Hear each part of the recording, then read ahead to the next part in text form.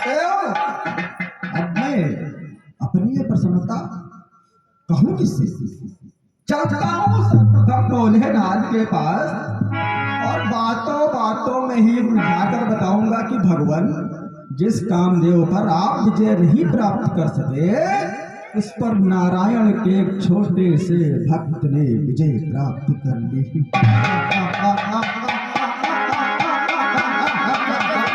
नारायण श्रीमन नारायण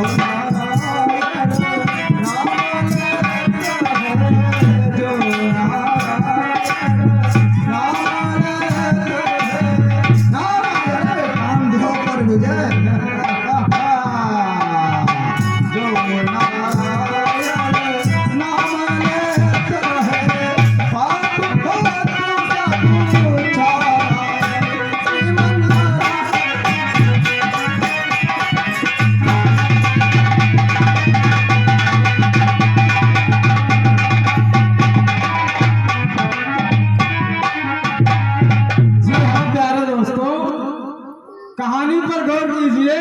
ये देव ऋषि नारद जी जो अभी आप लोगों के सामने थे, उन्होंने कामदेव पर विजय प्राप्त कर ली। उनको बहुत अहंकार हो गया है और वो अपनी प्रशंसा बताने के लिए देखिए सबसे पहले भगवान भोलेनाथ के पास जाते हैं और क्या कहते हैं ये आप लोगों को आगे कहानी में दर्शाया जाएगा। मेरे प्यारे दोस्तों गौर करिए। भगवान भोलेनाथ अपने कैलाश पर्वत पर विराजमान है और आगे देखिए क्या होता है।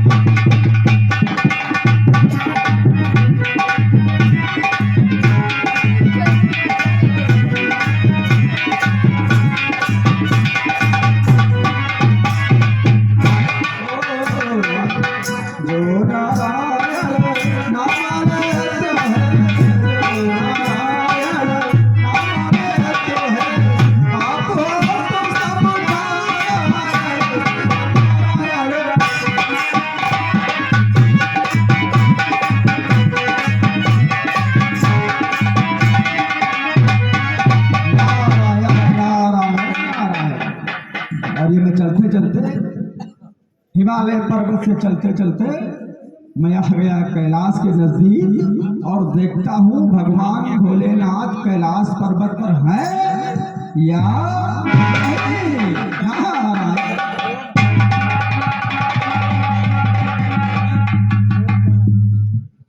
भगवान भूत भावन भगवान भोलेनाथ के चरणों में देवर्षि नारद का प्रणाम स्वीकार हो। भगवान कल्याण हो, आज बहुत दिनों बाद पधारे।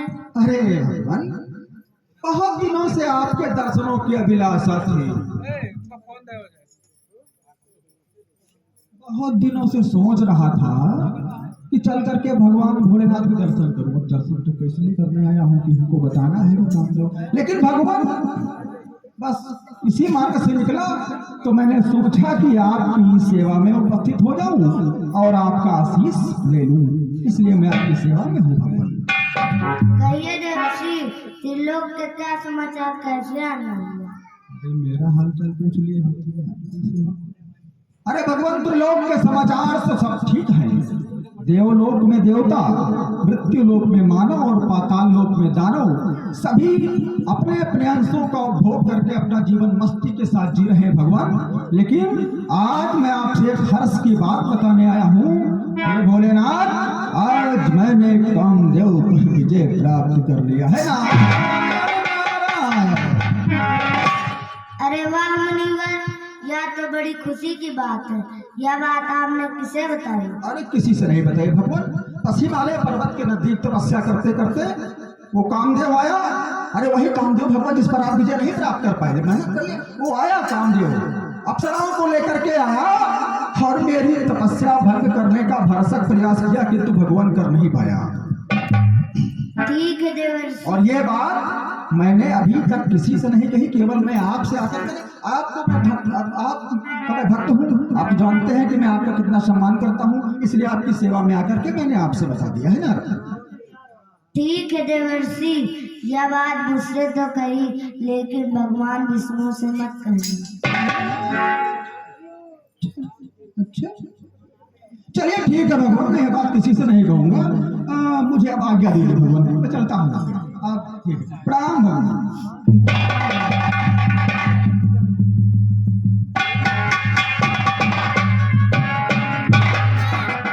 देखा आप लोगों ने, इसे कहते हैं ईर्ष्या, इसको कहते हैं जलन, इसको कहते हैं कुहन।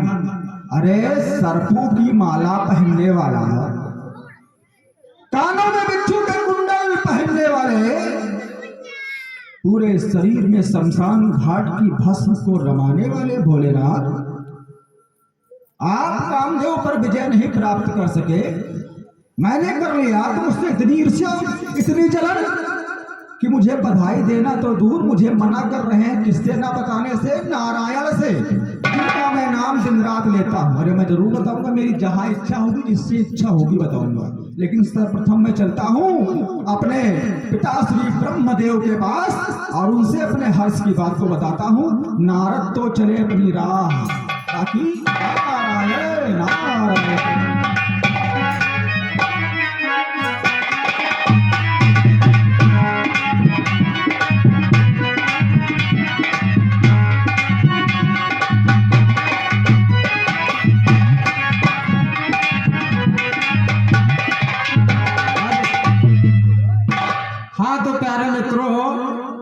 ये भगवान देव ऋषि के पास अगर कोई बात पहुंच जाए या अगर कोई उचित कार्य कर दे, देव ऋषि नारद तो कहाँ बचने वाली बात है। और इसी कारण भगवान देव ऋषि नारद अपने पिता श्री ब्रह्मा जी से ब्रह्मलोक मिलने के लिए जाते हैं। फिर आगे देखिए क्या होता है, यह आप लोगों को कहानी में दर्शाया जाएगा।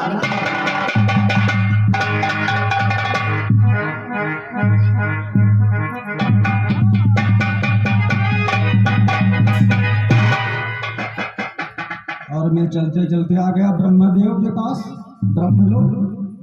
देखता हूँ मेरे पिता श्री ब्रह्मदेव दरबार में है या नहीं।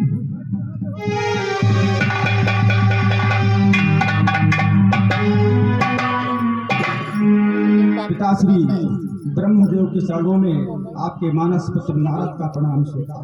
कल्याण कहो कैसे आना? हे भगवान, बहुत दिनों से आपका आशीर्वाद नहीं मिला था, सो आपके दर्शनों हेतु मैं आपकी सेवा में उपस्थित हो गया हूँ। और हे भगवान, आज मैंने कामदेव पर विजय प्राप्त कर ली। अरे वाह मुनि, और यह तो बड़ी खुशी की बात है। यह बात आपने किसे बताई? हे भगवान, यह बात तो मैंने सर्वप्रथम भगवान भोलेनाथ से, और उसके बाद मैं आपकी सेवा में उपस्थित हो गया। सुनो नारद, यह बात आप भोलेनाथ से कही और मुझसे कही, ये अब ठीक है, लेकिन भगवान विष्णु से मत कहना। क्या? ठीक है भगवान, नहीं कहूंगा मैं, मुझे आज्ञा दीजिए। प्रणाम। कल्याण।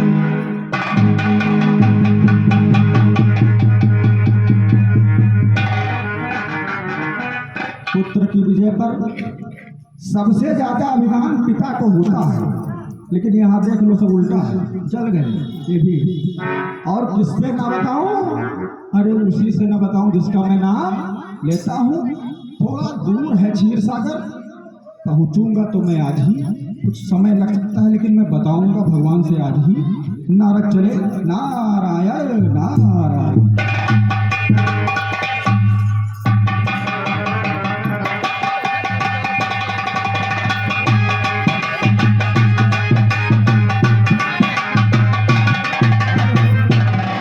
हाँ तो प्यारे दोस्तों, कहानी पर गौर कीजिए। देव ऋषि नारद अपने से मिलने अपनी बात बताने के लिए ब्रह्मलोक गए थे और ब्रह्म जी ने बताया कि ये बात किसी और से नहीं कहना। लेकिन अब नारद के मन में अगर इच्छा उत्पन्न हो गई तो कहाँ मानने वाले हैं। ठीक है, भगवान विष्णु अपने क्षीर सागर में माता लक्ष्मी के साथ विराजमान है और वहीं पर नारद जी पहुंचते हैं। आगे देखिए क्या होता है मेरे प्यारे दोस्तों, कहानी पर गौर कीजिएगा। ओ श्रीमन नारायण नारायण हरे हरे।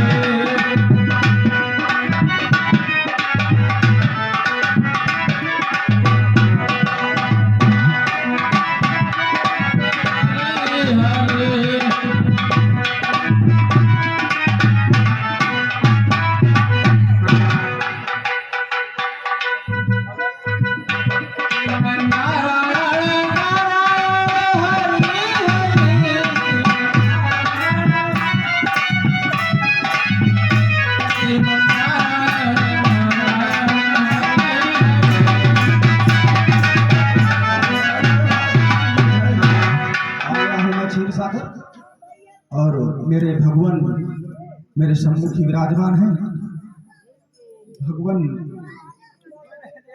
भगवान नारायण के चरणों में और माता लक्ष्मी के चरणों में आपके भक्त नारद का प्रणाम स्वीकार है।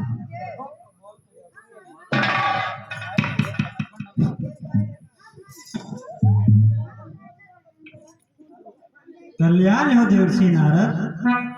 क्या बात है देवर्षि नारद, आज बड़े खुश नजर आ रहे हो। भक्त और भगवान का प्रेम ही यही है। अगर जब भक्त प्रसन्न होते हैं तो भगवान प्रसन्न हो जाते हैं।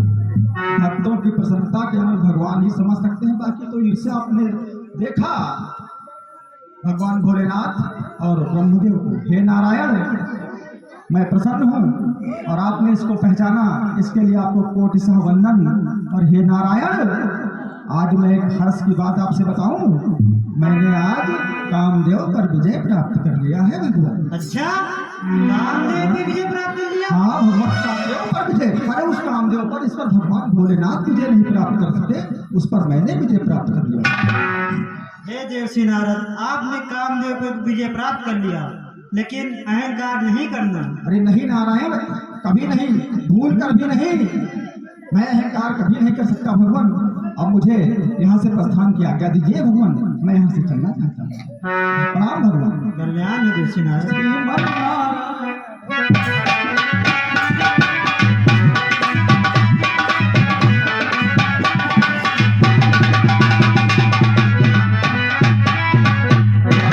हे देवी, ये देखो हमारा परम भक्त देवर्षि नारद, जिसे कामदेव पर विजय प्राप्त करने के बाद ये अहंकार बेईमान हो गया है इसके अंदर। इसके लिए योग माया को बुलाकर माया रचनी पड़ेगी, जिससे इसका अहंकार नष्ट हो।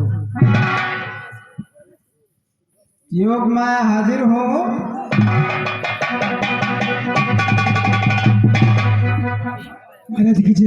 हे योग माया, तुम जाकर के एक नगर का निर्माण करो जिसका नाम श्रीनगर होगा और वहाँ के राजा श्रीनिधि होंगे।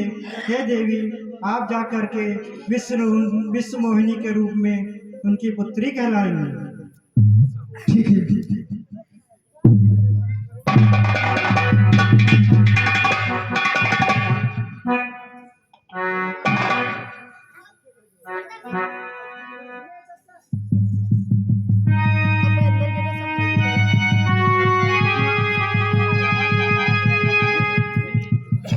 जी हाँ प्यारे दोस्तों, आप लोगों ने देखा अभी भगवान विष्णु से नारद जी ने अपनी सारी बात बताई।